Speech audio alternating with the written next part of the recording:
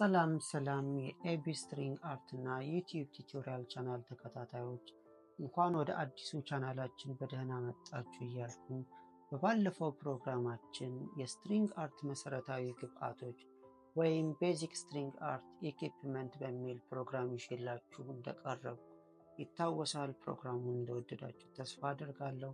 በዛሬው ዕለትም በገባሁላችሁ ቃል መሰረት አንድ የስትሪንግ አርት ይዤላችሁ ቀርቤያለሁ። ወደ ቱቶሪያል ዛሬ የምንሰራው ስራ የክብ ጣውላ ላይ የተመሰረተ ስራ ነው የምንሰራው። ጣውላችን ያዘጋጀነው ጣውላ ይሄንን ይመስላል። ይሄ ጣውላ ቁመቱ 29 ሴንቲሜትር ነው። ስለዚህ እዚህ ጣውላ ላይ ለመስራት መጀመሪያ ምን ማድረግ አለብኝ? ሚስማር የምመታበትን ክብ ማክበብ አለብኝ። ምክንያቱም ሚስማር የምትመቱት ትንሽ ገባ ብላችሁ ነው። እንደነገርኳችሁ የክብ ስራ ነው የምሰራው። ስለዚህ የክብ ስራ የምሰራ ከሆነ ደግሞ ጣውላው ራሱ ክብ ቢሆንም ግን ሚስማር የምመታበት ትንሽ ገባ ብዬ ምን ማድረግ አለብኝ? ማክበብ አለብኝ። ይህንን ለማክበብ ምን ማግኘት አለብኝ? መጀመሪያ ሴንተሯን ማግኘት አለብኝ። የመሃሏን ሴንተሯን ለማግኘት ደግሞ በተለያየ ዘዴ መጠቀም ትችላላችሁ። እኔ የተጠቀምኩት ዘዴ ምንድነው? ይሄ ወረቀት አለ በጣውላው ክብ ቅርጽ የተዘጋጀ ነው። ስለዚህ ምን አደርጋለሁ? ይሄ እንደምታዩት ወረቀቱና ጣውላው እኩል ናቸው። ስለዚህ በቀላሉ ይሄ እንደዚህ ወረቀት ካዘጋጃችሁ በኋላ ወረቀቱን ማጠፍ ነው። መጀመሪያ ሁለት ቦታ ታጥፉታላችሁ። ልክ እንደዚህ ሁለት ቦታ። ከዛም በኋላ ደግማችሁ ያው ሁለት ቦታ ስል እኩል ነው የምታጥፉት። እንደዚህ ያው እኩል። ከዛን ደግማችሁ አሁንም እኩል ታጥፉታላችሁ። ያው እኩል እንደዚህ ያጠፍኩት። ከዛን እዚች ቦታ ላይ ምን ማድረግ እንችላለን? በመቀስ ትንሽ ማለት ነው። ያው ሴንተሯን ማግኘት ነው የፈለግነው። ትንሽ ትቆርጧትና መልሳችሁ ሲዘረጉት ምን አገኛችሁ ማለት ነው? ከዛን በጣውላው ቅርጽ ልክ እንዲገጥም ታደርጉትና ወጣ ገባ መሆን የለበትም። ምክንያቱም ሴንተሯን እንዳያዛባብን ማለት ነው። ከዛን እንደዚህ እኩል መሆኑን ቼክ ካደረግን በኋላ ምን እናደርጋለን? እዚች መሀላ ላይ በመቀስ የቆረጥናት ቀዳዳ ላይ ነጥብ እናደርጋለን ማለት ነው። ሴንተሯ ነች ማለት ነው። ከዛን ወረቀቱን እናነሳዋለን። ከዛ አሁን ምን አገኘን ማለት ነው? ሴንተሯን አገኘን። እቺ ሴንተር ነች። ያው ምልክት የተደረገባት አሁን የቀድም ያዘጋጅቸው ስለነበረ ነው ለእናንተ ለማሳየት። ከዛን አሁን ከሴንተራችን ከዚች ተነስተን በምትፈልጉት ክብ፣ ምናልባት እኔ እዚህ ድረስ ነው የምፈልገው። እናንተ ዝቅ ብላችሁ መስራት የምትፈልጉ ከሆነ እንደምትፈልጉት ማለት እኔ እዚች ጋር ነው ማክበብ የፈለግኩት፣ ወይም ደግሞ ሚስማሬ እዚህ ጋር ነው እንዲያርፍልኝ የፈለግኩት። ስለዚህ ይሄን አከባዋለሁ ማለት ነው። ኦሬዲ ምን ብያችኋለሁ? የተከበበ ነው ለእናንተ ለማሳየት ነው። ከዛን አሁን አክብቤ ጨርሻለሁ። የሚስማር የምመታበትን ጠርዝ አግኝቻለሁ ማለት ነው። ከዛ በኋላ ያከበባችሁትን ደግሞ ሚስማር እንደምትሰሩት ስራ ይወሰናል። አሁን እኔ የምሰራው ስራ ሚስማሮቼ አንዳንድ ሴንቲሜትር ርቀት እንዲኖራቸው ነው የፈለግኩት። ስለዚህ ምን አድርጋለሁ? ያው 1 ሴንቲሜትር እቺ ማክበቢያችሁን 1 ሴንቲሜትር እንደዚህ ትለካላችሁ። በየ2 ሴንቲሜትር ማራቅ ብትፈልጉ ደግሞ እቺኛዋን የ2 ሴንቲሜትር አርጋችሁ መጠቀም ነው። ስለዚህ እኔ የምፈልገው ምን ብያችኋለሁ? 1 ሴንቲሜትር ነው የምፈልገው። ያው 1 ሴንቲሜትር ላይ እንደዚህ አዘጋጅቻታለሁ። ከዛን ምልክት ማድረግ ያው እዚህ ከአንድ ቦታ እነሳና እንዲህ ምልክት።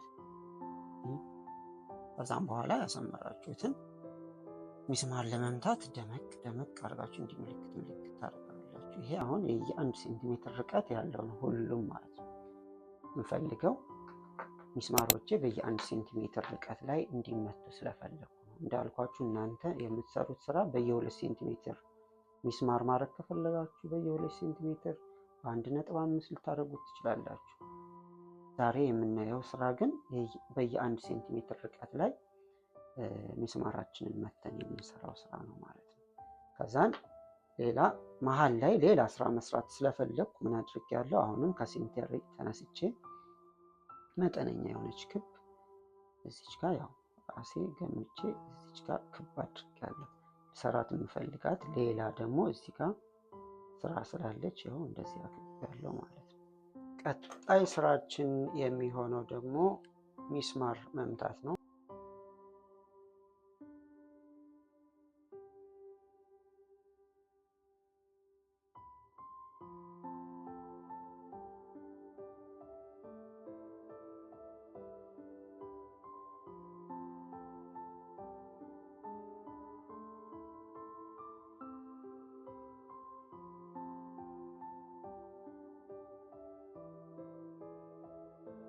አሁን ያው ሚስማራችንን መተን እንመለሳለን ማለት ነው። ሚስማር የ1 ሴንቲሜትር አስቀምጠን ላይ እንደምትመለከቱት ሚስማራችንን መተን ጨርሰናል። ቅድም በከፋፈልነው መሰረት በየ1 ሴንቲሜትር ርቀት እነዚህ ሚስማሮች ተመተው አልቀዋል። መሀል ላይም ያከበብናት ሌላ ስራ የምንሰራባት እሷ ደግሞ በ2 ሴንቲሜትር እንደምታዩት ሚስማር መትቼ ጨርሻለሁ። ቀጥሎ ምንድነው የምናደርገው? ሚስማሩንም ጣውላውንም አንድ ላይ ጥቁር ቀለም እንቀባለን። ያው የምንሰራው ስራ በድምቀት እንዲታይ ወይም ጎላ ብሎ እንዲታይ ይሄኛውን ስፕሬይ አድርገን እንወጣለን ማለት ነው።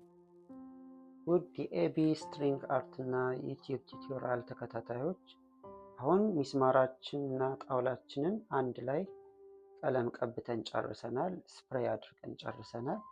ይሄ ያው እንደምታዩት ጥቅሙ ምንድነው?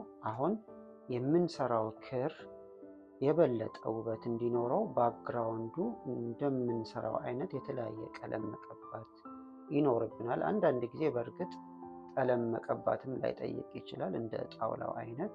ስለዚህ አሁን ቀጥታ ወደ ክርና ሚስማር ወደ ማገናኘት እንገባለን። መጀመሪያ የምጠቀመው የክር አይነት ቀይ ነው። እንደምትመለከቱት መጀመሪያ ቀይ እጠቀማለሁ።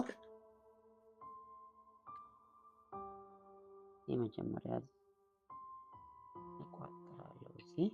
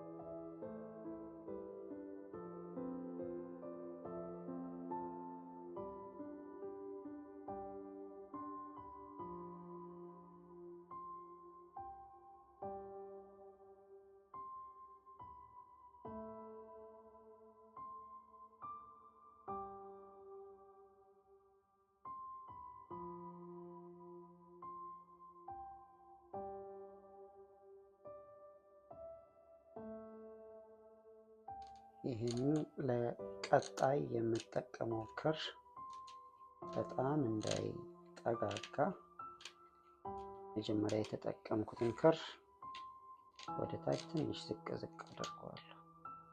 ከቀዩ በላይ ሌላ ክር ስለምጠቀም ማለት ነው። ቀጥሎ የምጠቀመው የክር አይነት ደግሞ ብርቱካናማ ከለር ነው ከቀዩ በላይ።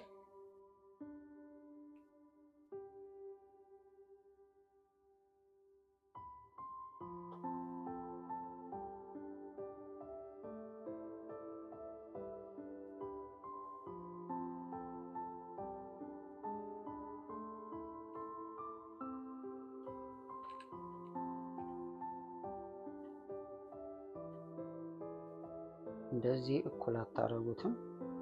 ምክንያቱም እንደዚህ አድርገን ከጀመርን ሌየሩ አይታይም፣ የታችኛው አይታይም፣ እንደዚህ ሆኖ የሚያልቀው። ስለዚህ ትንሽ ይሄኛው እንዲታይ ትንሽ ለቀቅ ታደርጉና ከዚህ ትጀምራላችሁ። ከፍም ማድረግ ትችላላችሁ፣ ግን በጣም ሲራራቅ ጥሩ ስላይሆን ውበቱ እንዲጨምር ትንሽ ቦታ ተውት። እንደዚህ ካረጋችሁት ግን ልክ እንደ ታችኛው እኩል ሰርታችሁ ሲጨርሱት እኩል ሰርክል ነው የሚጨርሱት። ስለዚህ ትንሽ ከፍ ብላችሁ እዚች ጋር ታረጓታላችሁ።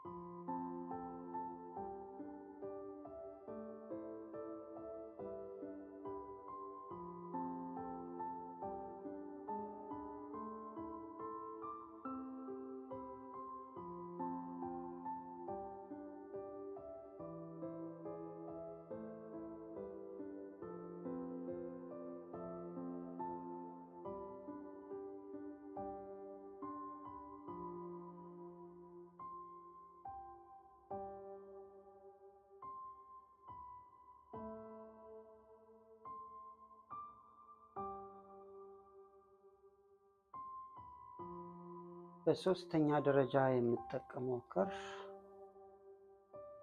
ይሄ ነው።